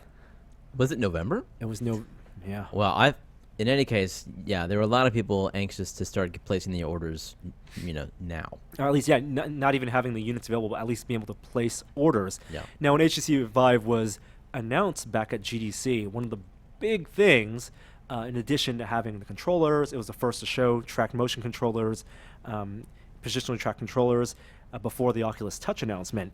But one of the big advantages it had was that it was promised that it would come out this year. It would have a first mover advantage over Oculus. It may not have that anymore. And they waited till December 8th to make the announcement that they didn't explain exactly why, but they said the next phase is showing off more content. They're going to be at CES showing content and a new developer kit. Yeah. There will be a second developer kit, which they'll be releasing 7,000 units of. And then they are hopefully on track for an April 2016 release. And they listed a bunch of events between now and April 2016, including GDC, including CES, where they would be showing both new hardware and new software. Now, what do you suppose will be the improvement in the second developer kit? Is it a higher res screen? I don't think it's a higher res screen. But haven't they matched the Oculus resolution? It's the same. It's the exact same. It's the exact so same. The current developer kit, Vive developer kit, is the Oculus CV1. They just have different lens systems. LCD. Interesting. Okay. Or OLED, right? Yes. Yeah. I think what we're hopefully going to see, I mean, they've talked about putting a microphone on the Vive, which the current dev kit doesn't have. Okay. I hopefully they're going to change the ergonomics of it, so it's not just your standard ski goggle and overhead strap mask you as think? the Vive is. Yeah. Well, that's I think one of the huge advantages of the Rift consumer version is their baseball cap design. How comfortable and light that is. Where on the Vive you need that top strap because it feels front heavy. I've never tried the consumer Rift. That's interesting. I guess you haven't. Yeah, the comfort and weight, a huge advantage just on the HMD side. We know that I think we know the controllers, the Vive controllers, are not final. That there may be a completely new design in the works for that. Yeah, but to justify a second developer kit, you'd think that there would be new functionality. I don't think you need that because there's only going to be 4 months between this releasing of 7,000 developer kits, right? And and consumers getting the first Vive. So it's not going to be about getting new developers on board to make new experiences with huge new functionality. I think it's about refining that current experience and making sure those existing developers can play test. So there will be parity with you think there will be parity with the original developer kit. Yeah. It's just maybe using some of the actual final molds and shape of the final product. Because the way you hold the controller influences the way you design a game. I mean, we talked about one of the big differences between the Vive controller, positionally tracked controller, and the Oculus controller, even though they're close to having that same amount of button parity, and the Vive maybe a little more because you have the touchpad on top, ergonomically, you hold them completely differently. The Vive you hold as a wand, a stick, like juggling sticks. The touch, well, the Half Moon Bay prototypes, you hold more like a Wii nunchuck. It's more of a natural pose for your hands, so gripping things are easier. But you can't do things like it's not going to be as simple to, for example, play drums or something than with the Vive controller. So you got to get the ergonomics as close to final as possible in the developer's hands, so they can tweak their experiences and their games to be what they're going to be when it comes out. It's a little bit of a bummer. I don't know. I mean, it's for the best in the long run, right? We don't want VR to be messed up out of the gate. A lot of people are making a big deal out of this because now Oculus, if they stick to their schedule, fingers crossed, they will be first to market. Yeah, and it could make the market a much less competitive space if Oculus ends up having the first mover advantage and all this money with Facebook that Facebook is putting behind it.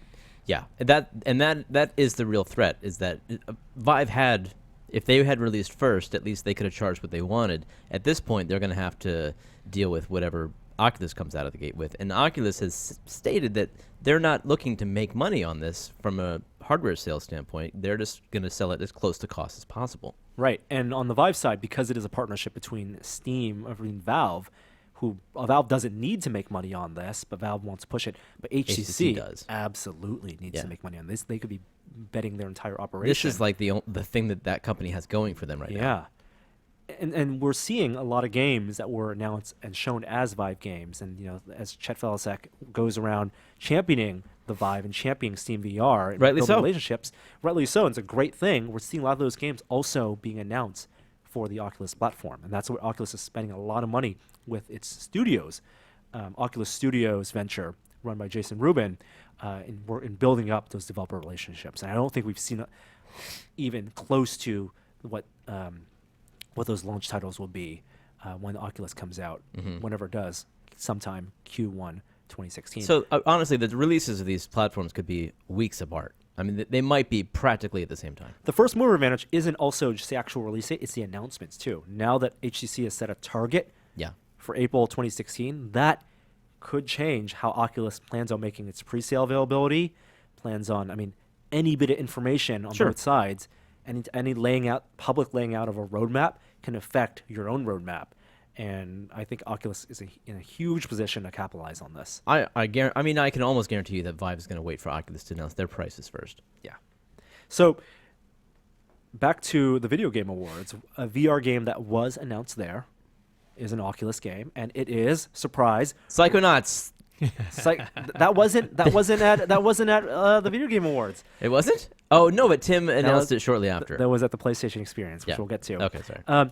Rock Band for Oculus. Yeah, so Oculus announced that there would be an announcement during the Video Game Awards, and that's actually why I tuned in. I wasn't even going to watch the thing, but I got to find out. Maybe it's like price. Maybe it's something. Maybe I can pre-order or something. Nope. It was Rock Band VR. Rock Band VR in partnership with Harmonix. So how's this going to work? So very interesting. The little bit of footage they saw, because the trailer they released was mostly live action with Dragon Force. It was a funny trailer with Palmer wearing shoes. You're going to be wearing the goggles. There'll be a virtual environment. It won't be like Guitar Hero Live where it's FMV. It is a rendered environment, a virtual concert stage. Not exactly room scale. I think it's mostly going to be facing forward, but your controller is tracked. And so it looks like the Half Moon prototype, the ring, the Constellation ring, Constellation tracking system, can get adapted like a capo for a guitar. And you clip it on to a plastic guitar, which actually is a really brilliant way to have that metaphor of why you would attach something to your guitar. It's a capo. And so just having either one point or multiple points of tracking on the guitar gives you the virtual guitar, the one-to-one virtual guitar. And you don't need to have your fingers tracked because most people know who play Rock Band proficiently know where those 5 buttons are. Yeah, because you're watching the television anyway. Yep. You're rarely looking down at your frets. User interface is going to be a huge thing. We're talking about basically as your head moves around, your head is the camera, you're going to have a floating music chart. They didn't show that. They did not show that. So what is that going to look like? Yeah. Where does that come from? If you Do you have to look over the audience? right, and I bet it's going to be floating in front of the audience. It's got to be hovering. I bet that's the best thing they could do is make that configurable so that can be as present or as faded and not present as you want. Some people have memorized the Rock Band songs. Well, those are freaks. Those are the people most interested, the obsessives. And for those people, I would think it'd be awesome to give them experience of minimizing the virtual Yeah. the flow of keys as much as possible, so you could just be jamming to your virtual audience. This does not sound like an intriguing VR game. You don't think so? No. For me, it works because it's one of these things where you don't need to see the real world, and you can exist in But that's the virtual whole space. I think that's the whole problem. I think that Rock Band is a very much real world game because you're typically playing it with a whole bunch of people. So The social aspect. Does this mean you have 4 people with VR headsets? No, that's I true. mean, That's an interesting point. And what they also didn't show is anything other than guitar. So they didn't say it would be a social VR experience. And so in that sense, it's less VR Rock Band than VR Guitar Hero. Exactly. What the experience is like. They didn't show the microphone. As Sean alluded to, Rock Band is a social experience. You play it with 4 other people. People who play the guitar also want to sing. So there is a microphone built in, but that's not how into the headset. But that's not how people perform. They perform with a static mic in front, and then if you're going to be dancing around your virtual stage, you want to go back to the mic. That's part of the performing aspect of the rock star, right? Rock stars rarely have, lav mics, or over-ear mics, and they're not singing on that. They're singing onto a handheld mic or a wired mic. Rock stars, yes, that's true. I just feel like they'd have to really come up with some good gimmicks to make this. I don't know. I can't picture how this would work. And it doesn't seem like it's not a game that I want to play sitting down or at my desk. This is a living room game. I want enough space. If I'm going to enjoy the positional tracking and the room scale stage experience, I want to be able to jam with a wireless controller. You're going to have a wired headset, first of all, while wearing this. Yeah. But I want to be able to jam virtually on a movable area. Yeah. Like the best experience, the best times I've had with Rock Band are playing with a bunch of people in a room where we're all looking at one screen, but you can all, walk around and fake jam with each other. I don't know. In the real actual Rock Band parties have always been kind of depressing to me because everyone's staring at the TV rather than each other. It's not like being in a rock band at all in that respect. I mean, it's fun to play the song together, but it doesn't actually resemble the experience of engaging with other musicians. It's a game. Yeah, it's a game. It's a game. I'm really interested to see if they can do some type of social multiplayer VR where I'm playing with guitar at home, someone's maybe not in VR, maybe someone is playing on their TV with the drums or on the computer monitor with the bass guitar, but then have it all be shared somehow. Yeah, I wonder how they would do the drums. I mean, I wonder if they even will, because that's an instrument you do kind of need to see, because you need to see where the heads are. And I suppose they could get a general, recreation of that in VR space. I'm just not sure if they would be exactly in the right spot. And you would have to track your hands. Yeah, it'd be really interesting if they could make it so that, because like you said, if you're going to be able to look around the stage, you're going to have the notes track with you. But if they could come up with something where if you looked at the drum set somehow was keying what you needed to play, you're really playing together or something. But it'll be interesting to see what that turns out to be. Harmonix usually pulls it off. So I have faith in that company. Well, Harmonix pulls off rhythm games. Yeah, and the rhythm aspect, I think, we've done really well. The immersion and presence aspect of being a musician on a stage at a concert, that is unproven in the VR space. There's a lot of potential there. I can see the benefit there. Like, you're engaging more than just everyone looking at a flat television with no audience. There's, it's positional audio. There's the ability to walk around. There's a lot of opportunity here, but I can't grasp the full game yet. Yep. And more will be unveiled. I don't know if they announced when it would come out, but I wonder if I wonder if you look down, you'll actually be able to see your guitar and make a crazy guitar that shoots flames and you can see your guitar. And maybe it's keyed on the guitar what you should be playing. That'd be kind of cool. Yeah, I mean, the guitar is going to be positionally tracked, so that itself, I think, is this the first Oculus game where you have something positionally tracked that's not the touch controller? I think so. Yeah. Yeah. It's also interesting that Oculus isn't allowing any type of accessory yet, because all of the Oculuses are shipping with the Xbox One controller, but Yeah. there's no way to track that controller in game like you can with PlayStation VR. Right. Where a lot of the PlayStation VR games, you have the PlayStation 4 controller actually, whether it's for a menu or I thought you actually meant in game. the Move controllers. Oh no, I mean the actual physical controller itself. Like I would think, knowing that you can attach the Oculus Touch, the Half Moon, the Constellation trackers on something like a plastic guitar, you should be able to just attach it. If there's a proper mount to attach it onto an Xbox controller, so you can model that controller in game for menus or when you need it. That'd be cool. By the way, you bring in the point that the first Oculus is going to ship just with the gamepad. Just with the gamepad. So Vive is still going to be first to market with a motion controller. So True. That's important. It'll be the first place you can play a game like Job Simulator. Yeah. Even though Job Simulator you will be able to play on 3 VR platforms, it being one of the 8, I want to say, VR games and experiences announced at the PlayStation Experience. So this past weekend in San Francisco, Sony held a big event. It was here? It was in San Francisco. Oh, man. Yeah. And there were a bunch of VR games announced. Some new games, some multi-platform games like Job Simulator. But Res Infinite, I think, was the thing that stole the show. I didn't hear about this. Res, like the old wireframe Tron-y flying? I'm so surprised you didn't hear about this. No, that's cool. Did you see this? It's not only is it we didn't get to play it, we didn't get to go, but Res Infinite. Not only are you playing in VR, they have a bodysuit you can wear Shut up. with What? 26 vibrating haptic feedback points. Awesome. Yeah, your eyes. For people listening to the Awesome. podcast, Jeremy's eyes just exploded. So I can buy this suit and plug it into a USB port on the PlayStation? Yes. Holy cow. And people got demos wearing the vibrating bodysuit Oh, my God. on Res. Oh, Res wow. Infinite. Do you see it now? How much is the suit? I don't know. Take my money. That's amazing. That looks fun. A bunch of other games. Psychonauts VR. Well, that's not the name. It's like, It's there's there's a subtitle to it. yeah. Um, And it's supposed to tell the story of what happens between Psychonauts 1 and 2. yes, it'll be. That will be cool. But other than that, they didn't announce anything else for Psychonauts VR. There's also going to be there's a shooting game, Until Dawn, Rush of Blood, using flashlights, low light shooting. It's a narrative horror game.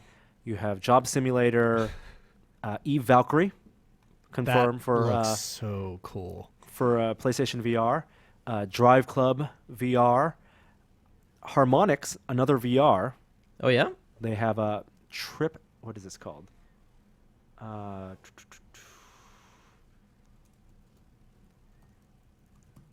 Say it. It's not a really video game. It's called Trip Out is the experience.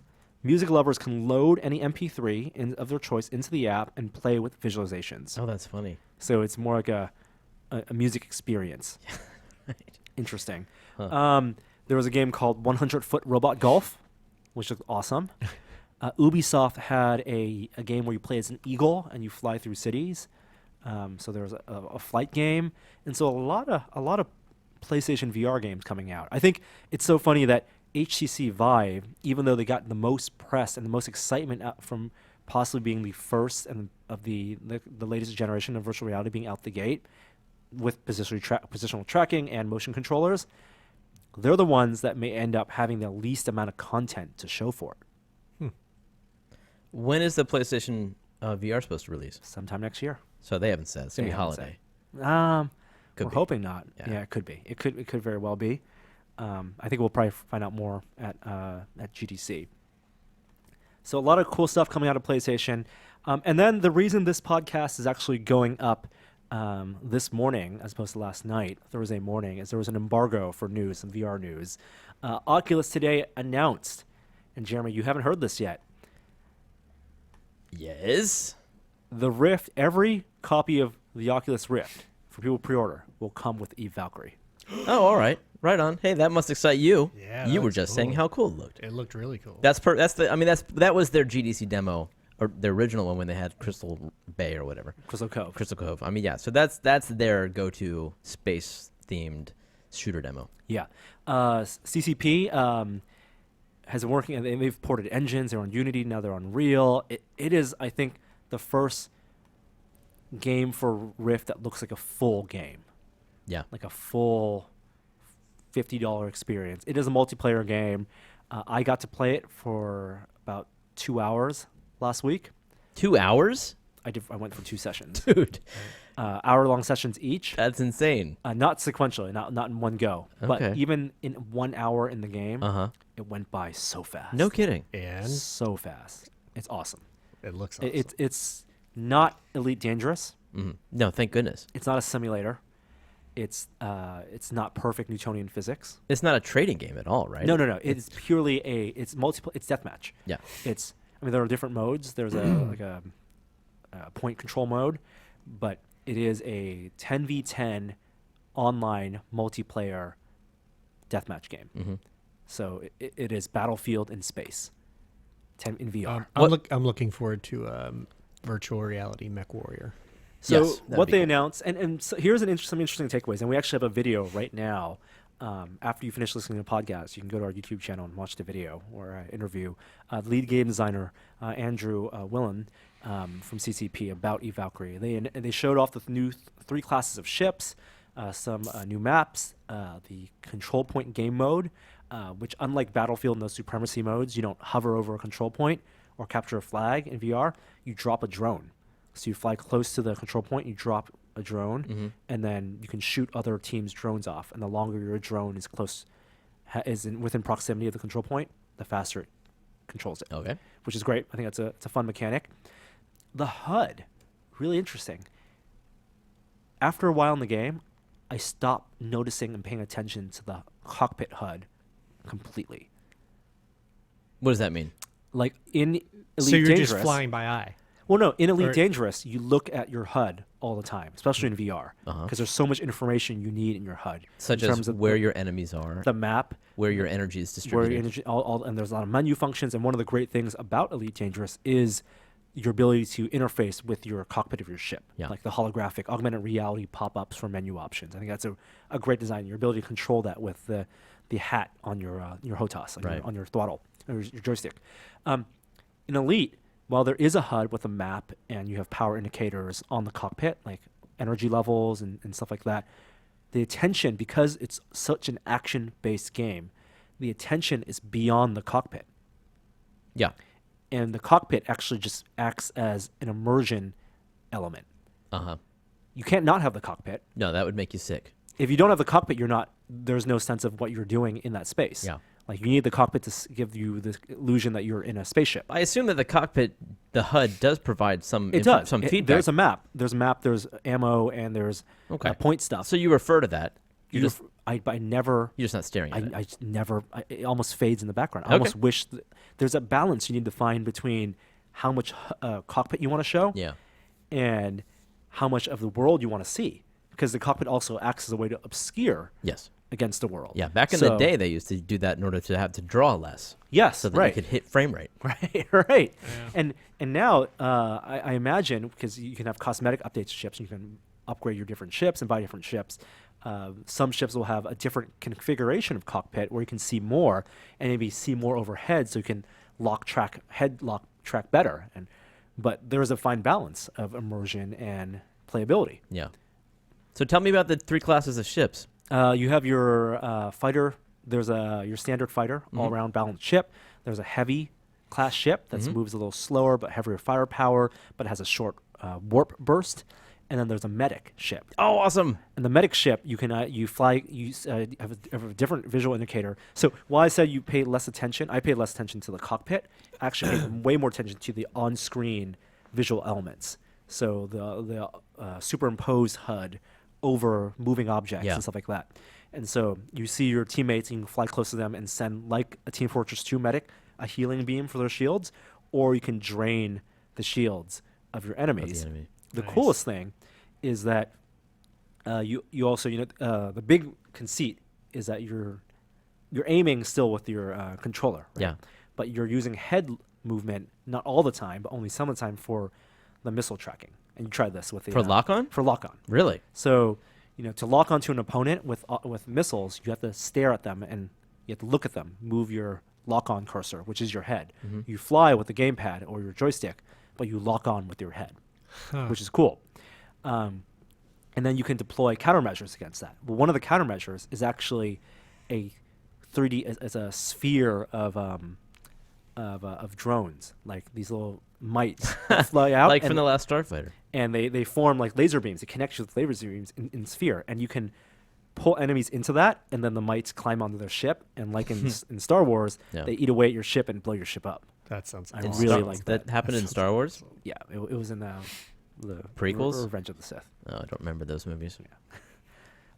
Ton of fun. They said they've had play sessions go on for like 3 hours, and they've been stressing their servers and running things. I'm amazed nonstop. you can stay in VR that long. With the DK2, that would be it for me. I was amazed. I was amazed I could do it for that long and not need to wipe the inside of the glasses. It has fan, right? No, it doesn't have a fan. Oh. It's because it doesn't enclose it because of the hat structure, the rigidity. It's not requiring that the headset be pressed against your face. Okay. It's rigid along the side of your head. So there actually is a little opening underneath that allows a little bit of airflow, a little bit more comfort. You leave it with less of a VR mask face, like your ski goggle mask on your eyes.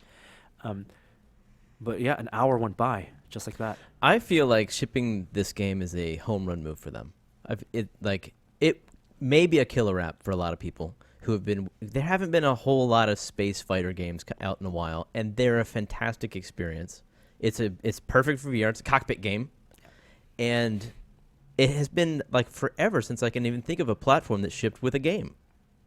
But they used to, and it was Tetris. This is Tetris. Tetris for Game Boy, Super Mario Brothers for Nintendo. Yep. Combat for the 2600. You needed a killer app back in the day to sell the console, and I feel like this being a new generation of platforms, VR now becoming a thing, we get to see that again. I love that. And I think it doesn't need to be the hardcore space sim. There's a place for that. You have Star Citizen. You have Elite Dangerous.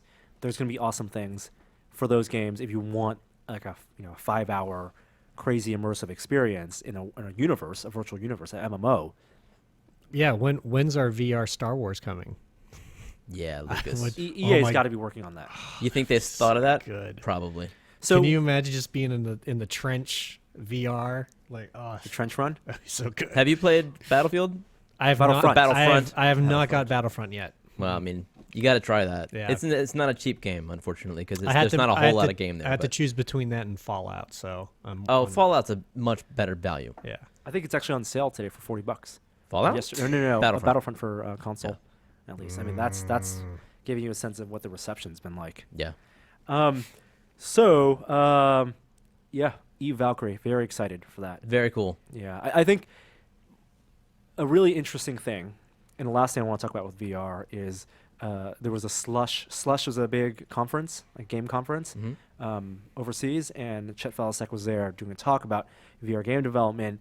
It's a great video to watch, just talk about why developers need to work together. And people should not feel like they're hiding stuff. Everyone is still learning so much in VR. You shouldn't feel like there should be no sequestering of information. Yeah. I saw him say that the console wars were stupid. Yes. Let's not do that again. Let's not do the console wars. Let's share information. But there was also an interesting panel discussion about what does VR need to do in 2016 to succeed. And it made me think about in the console wars, a barometer for a console success was the launch titles. You feel like, hey, we need when this console comes out, it needs to have XYZ checkboxes of content for people to buy. With VR, we're not going to get that at the first launch. There will be an array of launch titles for PlayStation, for Vive, for Oculus, but the content that because it's not just a new console, it is a whole new type of experience, a whole new platform. One, developers haven't fully invested. When people ported over, when EA started making games for Xbox One versus Xbox 360, they knew how to make console games with game pads for TVs. They could say, let's devote this amount of money, this amount of energy, this amount of time, and make these games. VR, people are still dipping their toes in the water. It's mostly indie games because those indie game developers can take risks. They can make games that are smaller scope, not just by necessity of comfort and hardware, but by necessity of game development and experience. Eve Valkyrie is one of the games that feels like it was fully funded by a big development studio, and there's a lot of resources that go into it. I haven't seen a lot. Even Job Simulator, it's a small team. Great experience, small team. It's going to be a year or two before the EAs and the Ubisofts of the world. They've announced things like the thing for PlayStation, but before they devote their Assassin's Creed teams and their Battlefield teams solely for making a VR experience. The market, the chicken and egg scenario, right? The chicken hasn't proven itself. They're not going to spend the money on the golden egg, right? We're getting a better sense of what those chickens look like, so we know how to make the content for it. Yeah. But by the time you think about making a AAA game that's going to come out, and a game like an Assassin's Creed takes 2 years to make, 2 years from now, the VR landscape could be completely different. There was no dev kit 2 years ago for an EA, for Ubisoft, for an Activision to work on a AAA title. And so it's not the same as a console launch. So 2016, we have to hold our expectations differently for this platform than we do Yes, for this year. than we do for consoles or even a new PC gaming interface. Yes, and the big publishers can't be too cautious, on the other hand, because whoever does come to market first is going to have that game that everyone remembers forever. Like, the early id Software games.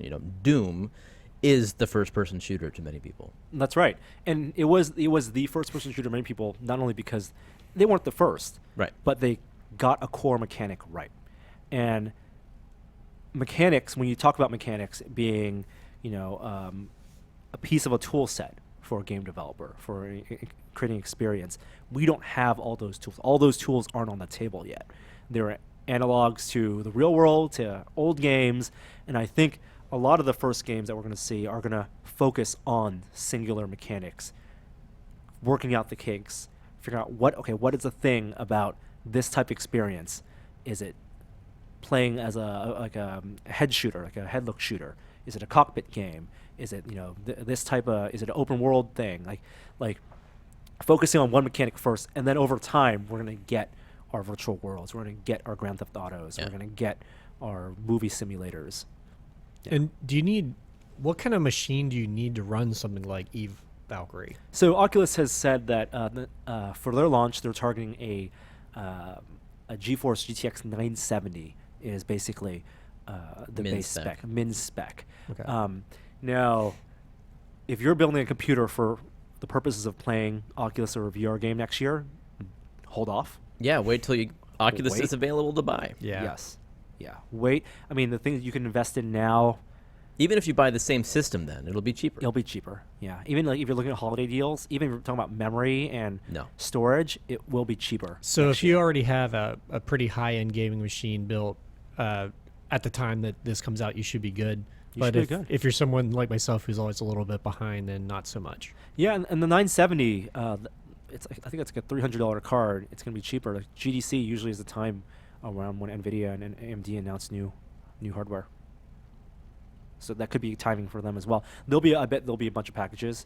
I bet Oculus is going to work with system makers, OEMs like Alienware, like Falcon, and design systems that they quote unquote certify and make for VR. So there'll be a lot of options out there, both for people who want to build their own and people who just want to buy a computer to run for VR. The form factor of the computer itself can be interesting too. You don't know where are you going to play these games.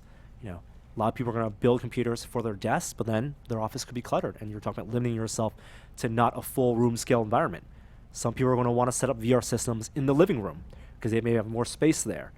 Some people want to dedicate rooms or garages, and so the form factor of the PC may need to accommodate that space also.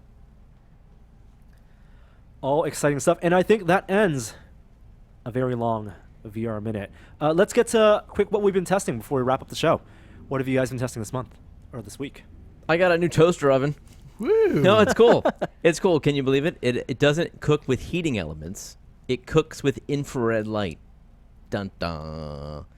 It's so it's instant on. That's it's just cool. like you turn That's it on. very cool. It You gets hit- very hot. Well, yeah. enough to toast. It's like 200 to 400 degrees Fahrenheit. You hit toast, and it's just like, bam, your toast is toasting up instantly. And it can do frozen foods. Nice. It's got these presets. It's some Panasonic brand.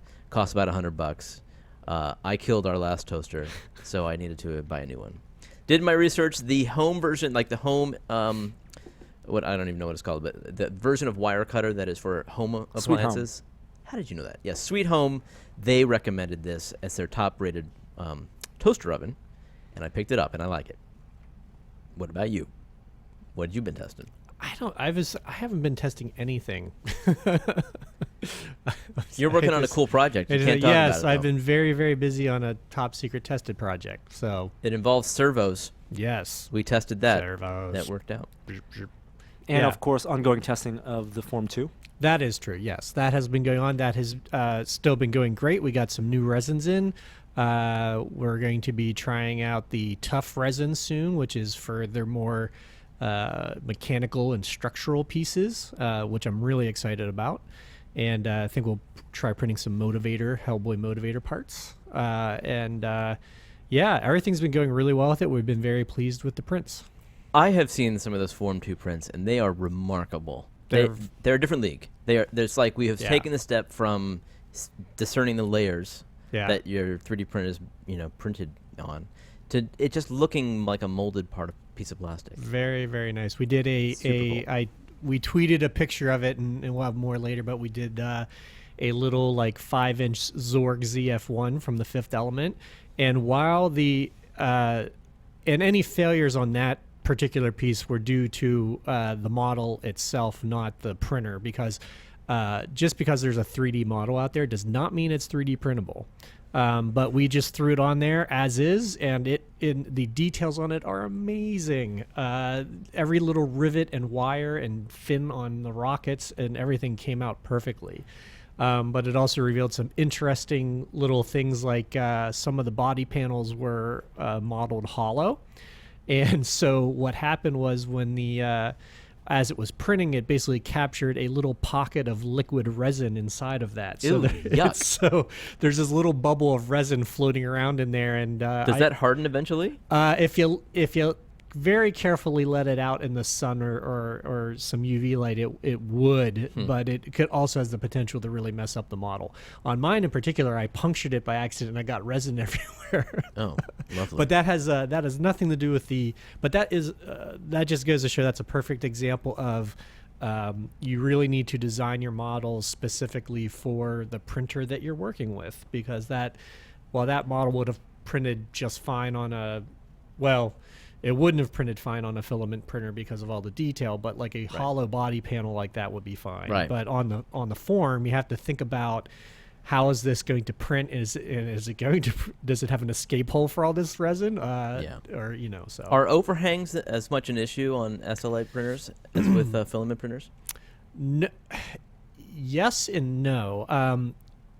In general, no, because the nature of how it prints, it can it's already building support structures that hang the print from the platform, and you can orient that to be the optimal placement for that. But sometimes you will get in the situation where there may be an overhang that is positioned in such a way that it can't get a support structure to it easily. And that is you have a lot more freedom in positioning the model when you print it, because when you're doing the filament printers or a lot of other printers, you want a flat surface facing the bed somewhere.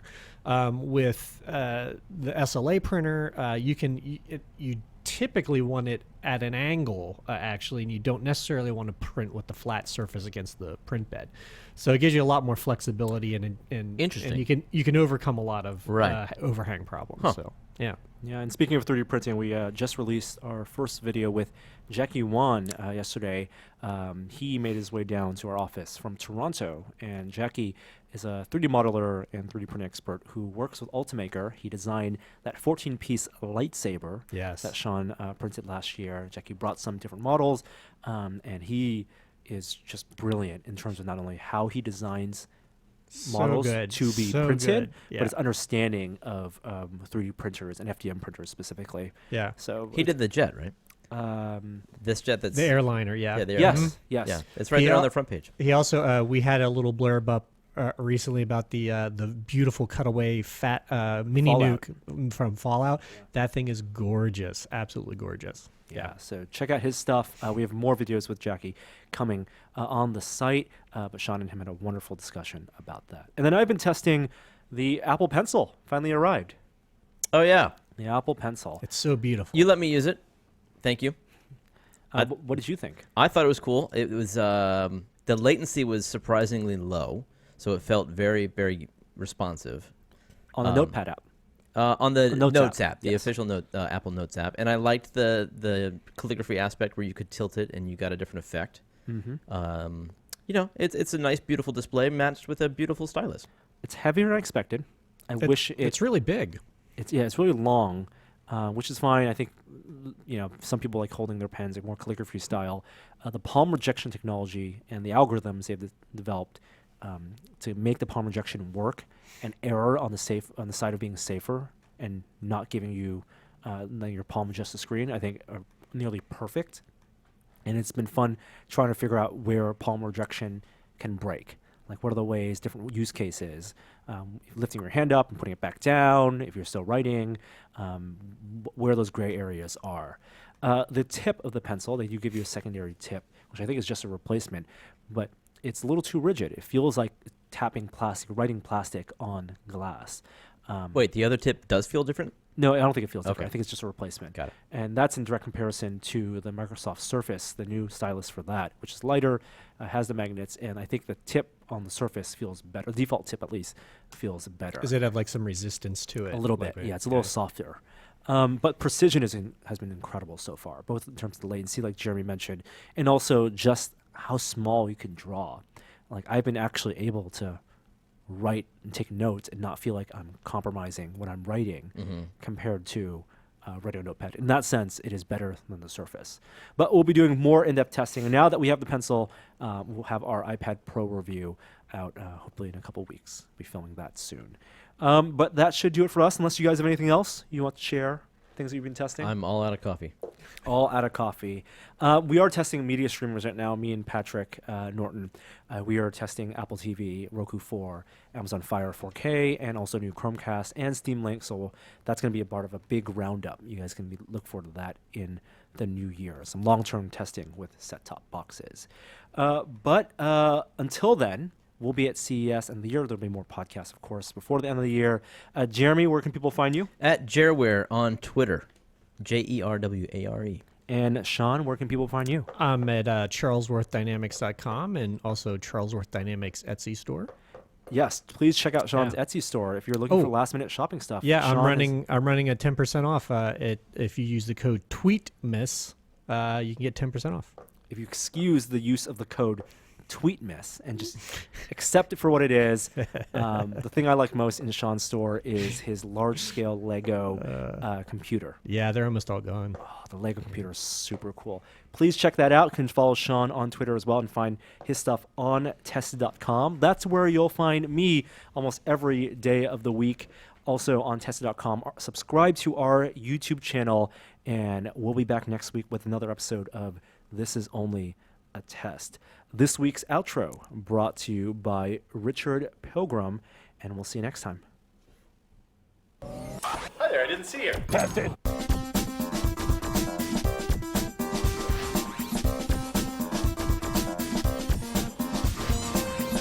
Choked on speed. I was choking on speed. Tested. The rare Norm outro.